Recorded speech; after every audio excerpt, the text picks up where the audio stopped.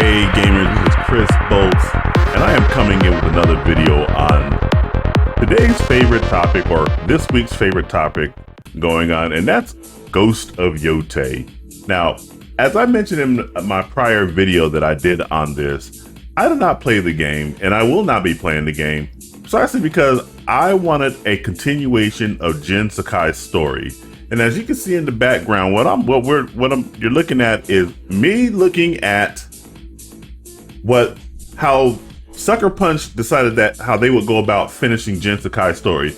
They reduced it down to a montage, as opposed to going in and doing a complete and full game to go in there and complete the story. Now, I had a really good, lively discussion, if you will, in the response section to this, and we had a good back and forth. Now, this respondent that was responding to me, he is under the impression that Jin Sakai's story has been finished.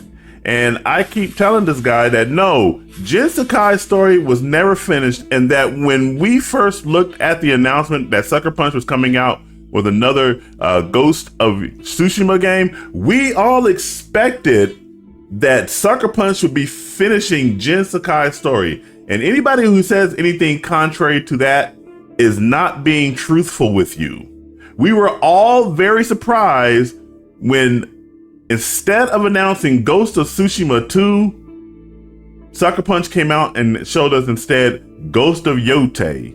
And a lot of gamers at that time, including myself, were turned off by that fact because we were all waiting to see how Jin Sakai's story would be told. And he tried to sit here and say that DLC that was released right here says, also, let's not forget the Iki Island DLC. It had wrapped up all the loose ends from the main game. Just go hate women inside of it. That's what all this video boils down to. That is completely untrue.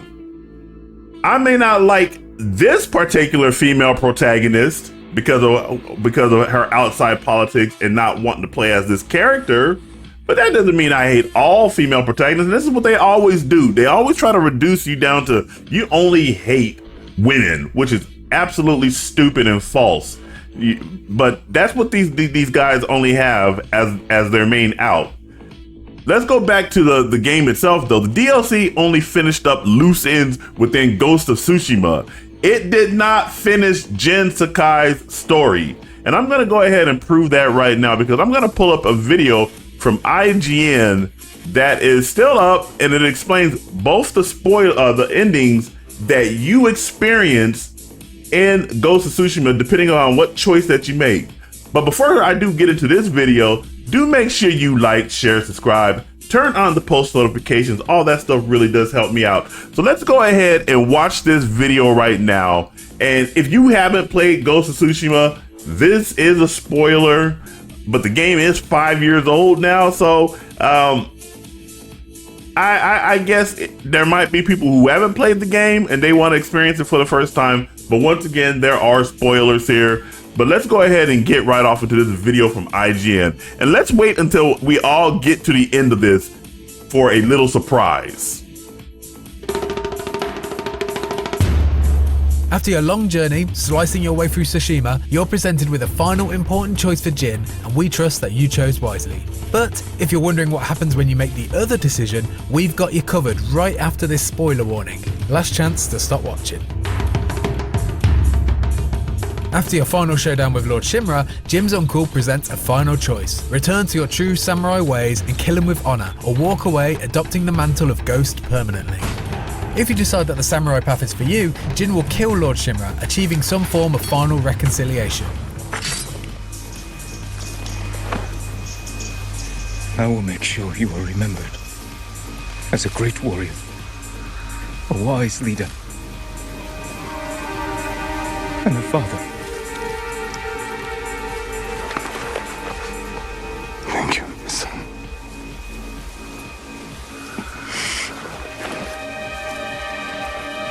Find me in the next life. I will.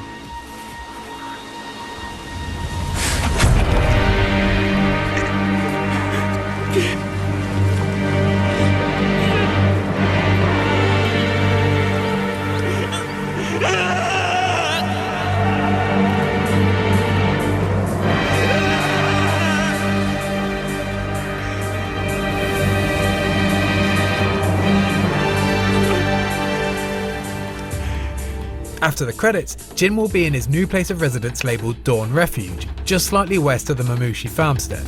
You'll also notice that you've now unlocked a new white colour scheme for your ghost armour called Righteous Punishment. You'll also get these final words from Yuna. I like your new home. It suits you. It will have to do, now that Clan Sakai is gone. And I've been branded a traitor. I heard about your uncle. I'm sorry. He's gone. What matters is you're alive. But what happens if you'd have chosen the other option? Let's take a look.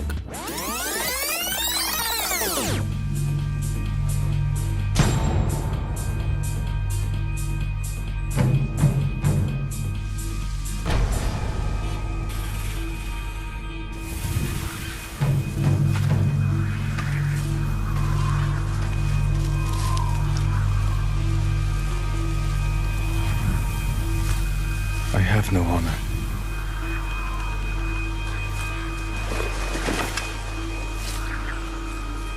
But I will not kill my family.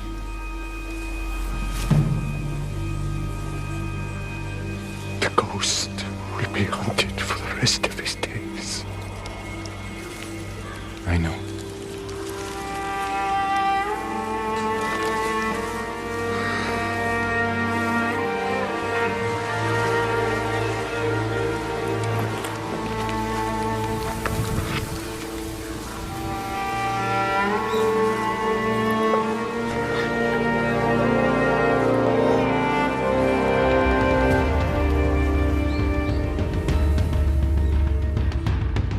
After declaring that he has no honour, Jin walks away from Lord Shimura, accepting his final fate as the Ghost.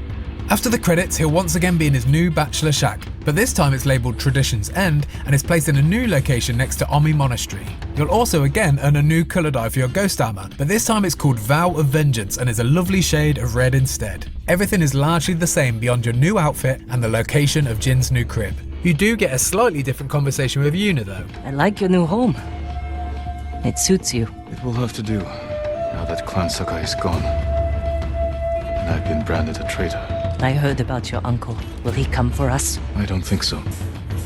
But sooner or later, someone will. The real question though is, which choice is canon? I guess we'll have to wait to Ghost of Tsushima to find out that. Okay, that was terrible, sorry. And if you want to find out more about Ghost of Tsushima, why not? Now, you guys saw all of that.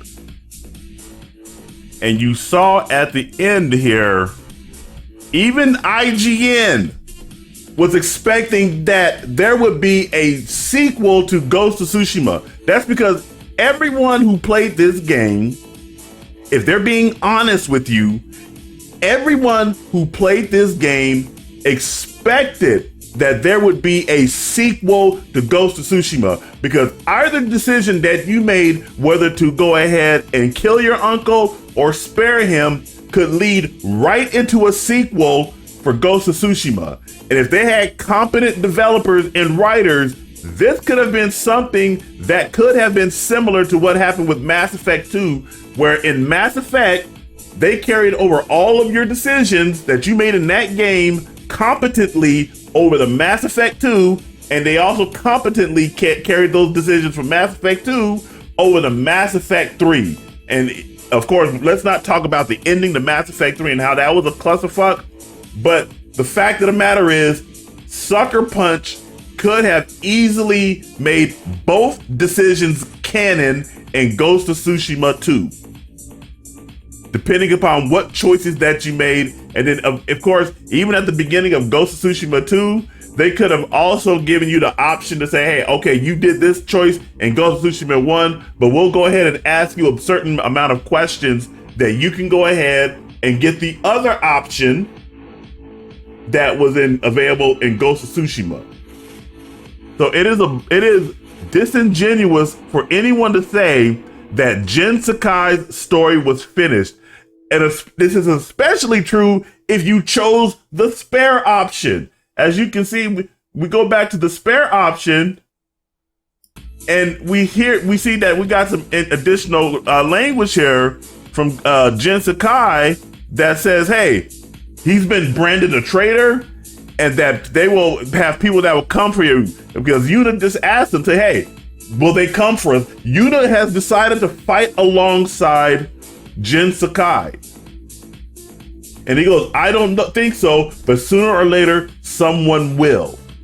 So that even the spare option was even more of a situation where you can go in there and actually have a continual story of Jin Sakai. He is now at war with his uncle. We were all expecting that here. And just to go back on this here, going back to this over here, both endings actually contradict this montage right here. This montage makes it seem as though that Jin Sakai did not make either choice. And so it just says that it made him a wanted man by his own people. But why is he a wanted man by his own people? What event happened that would make Jin Sakai a wanted man by his own people? He would have to have that confrontation with his uncle. It just says right here, he just fled his home. So even Sucker Punch gets it wrong. Even Sucker Punch gets it wrong. They get their own lore wrong in order to justify this successor. I won't call it a sequel because it's not a sequel. This successor to Ghost of Tsushima, Ghost of Yotei.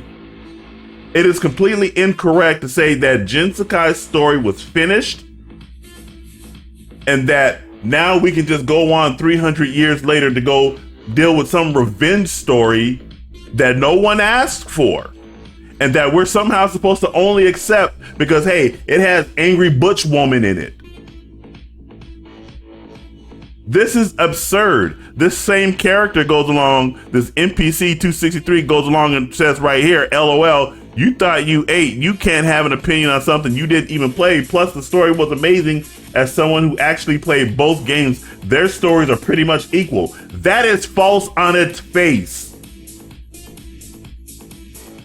Jin Sakai's story about honor and betrayal and sacrifice and going the extra mile to see what a man will do in order to accomplish a goal that he knows he has no support for is far superior to a revenge story. Because, hey, my family was killed, I'm gonna go out for revenge. That's a stupid story. And no place other than comicbook.com actually gave a really good, compelling reason why this author had a problem with where Sony and Sucker Punch were going along with this the plot and story for Ghost of Yotei. And we just go all the way right down right here in the story about The Last of Us Part 2. Let me go ahead and read this verbatim. The Last of Us Part 2 faced an even harsher reception, which it did, and it deserved it. Or rather, it earned it. While it made some bold narrative choices, Joel's fate traumatized a whole army of gamers. I wouldn't say traumatized, I would say pissed off. We were all pissed off with the way Naughty Dog handled a beloved male character, a male protagonist, to try to get you to curry favor to play as a butch, angry woman, and then some other angry woman who committed murder. This was further exacerbated by what I consider the worst part of the game. Its focus on violence and revenge instead of what made the first game so acclaimed. It's one of the laziest methods of storytelling, especially considering Ellie goes through the entire game only to change her mind at the last moment. That is exactly what happened in Ghost of Yotei. Go watch Griffin Gaming's review of this. That is exactly what he confirmed. And even in the Endymion video I had linked to, both of those I linked to in my last video, they both confirmed that that is basically the story of Ghost of Yotei. It's a story that is focused on violence and revenge instead of what made the first game so acclaimed. They engaged in one of the laziest methods of storytelling, especially considering Atsu goes through the entire game only to change her mind at the last moment. While the gameplay is some of PlayStation's finest, the narratives made the experience feel hollow as a whole. That's what, if you were an honest reviewer of Ghost of Yotei, that is exactly how you should come from that game. And this has been a problem with all of Sony's first-party offerings for this generation. Doesn't matter whether it's God of War Ragnarok, Spider-Man 2, Horizon Forbidden West, Ratchet & Clank Future, and now Ghost of Yotei. And then we could go ahead and pull Last of Us Part 2 from the last generation because they actually remade that or remastered it for PlayStation 5. So we'll put Last of Us Part 2 off in there. All 6 of these games had hollow stories that are completely forgettable, but had some pretty okay gameplay for the most part.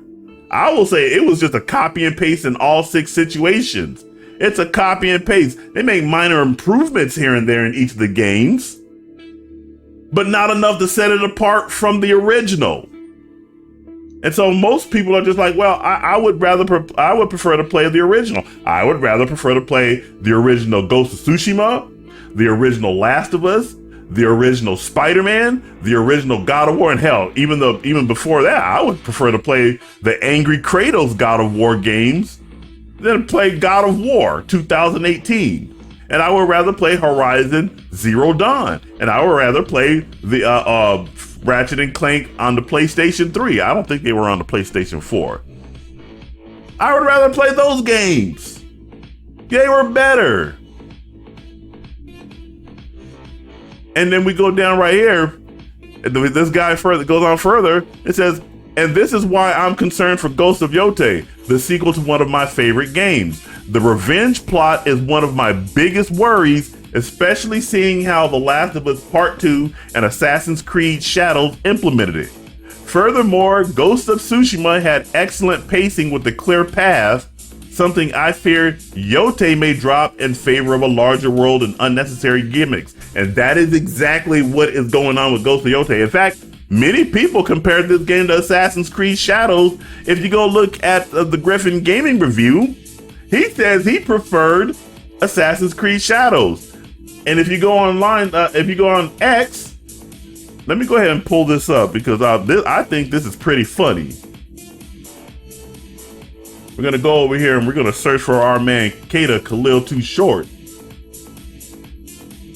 And we're just going to scroll down here. He's got some pretty good stuff on there. This is the one right here. This comparison right here. He goes, maybe we owe Ubisoft an apology. Look at the character of Naoe versus the character of Atsu.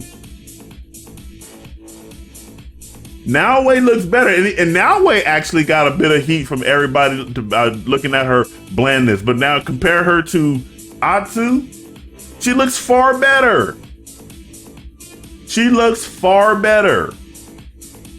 So just this idea, I'm just gonna round it out here. This idea that this man's story was done, Jin Sakai's story was done, is an absolute lie. It was not done. It was haphazardly thrown into a montage into a game that no one asked for. And now we have the results for all to see. I won't talk about any of the sales about Ghost of Yotei because that's not what this video is about or anything. It is just about the fact that all of gaming who played this game and know about the accolades of this game all expected there to be a sequel to Ghost of Tsushima. They expected Jin Sakai's story to be finished, not for it to be short-circuited and short-changed for an angry butch woman to go on a revenge story, a revenge tour. That type of storytelling is old and played out, and we're sick and tired of it. We had a compelling character here who had a dilemma that he had to deal with. He threw away his entire code so that he could fight an enemy and push them out of Japan. And his job wasn't finished. But now it'll never be finished because frankly, I don't know how Sucker Punch can go back from this. And frankly, I don't even think they want to.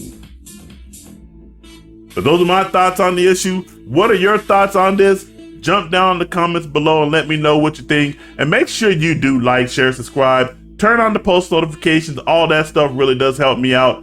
And remember, this is Chris Bolt signing off, and I will catch you guys in the next video. You take it easy.